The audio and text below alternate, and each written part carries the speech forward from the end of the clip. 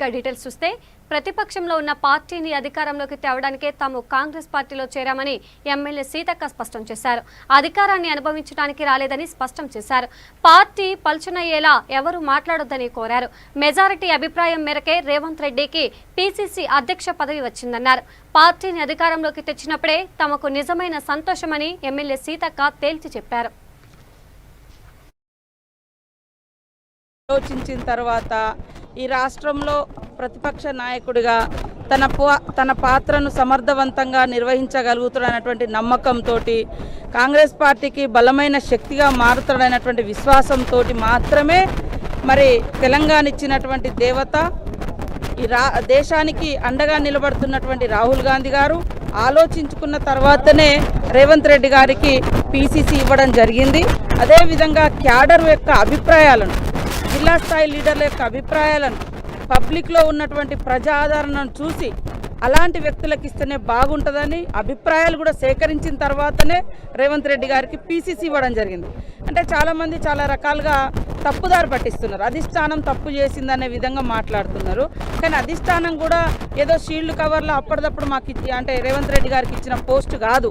ఒక్కొక్కరు ఇండివిజువల్గా ఒపీనియన్స్ తీసుకున్నారు.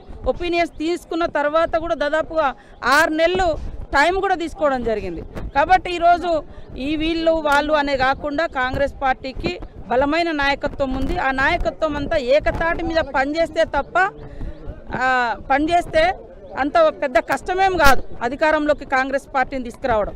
మేము ఒక్కటే ఆశిస్తూ ఉన్నాం, సోనియా గాంధీ గారు తెలంగాణ ప్రజల యొక్క ఆకాంక్షలు నెరవేర్చినటువంటి మహానాయకురాలు, నేతగా ఉన్నారు. వారి ఆశయాల వెలుగులో కాంగ్రెస్ పార్టీ ఒక్కసారి అధికారంలోకి తీసుకొచ్చి ఒక కానుకగా ఇవ్వాలి. ప్రజలు కన్నటువంటి సంక్షేమ రాజ్యం, ప్రజలు కోరుకున్నటువంటి ఒక హక్కుల రాష్ట్రంగా కనీస హక్కులు కూడా ఇవాళ కాలరాయబడుతున్నాయి.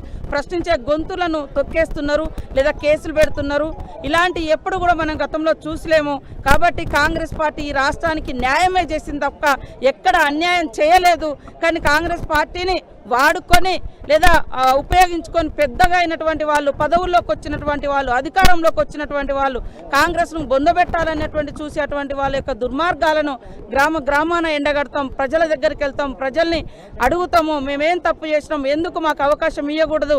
అనేక సంక్షేమ పథకాలు తీసుకొచ్చింది, అనేక ప్రజా అభివృద్ధి కార్యక్రమాలు చేసింది కాంగ్రెస్ పార్టీ ఆధ్వర్యంలోనే. ఇవాళ ఈ దేశంలో ఈ రాష్ట్రంలో ఉన్నటువంటి 2 పార్టీలు కేవలం సెంటిమెంట్ల మీద. National human rights women and child protection council తొలి వార్షికోత్సవం కాశీపేటలో ఘనంగా జరిగింది.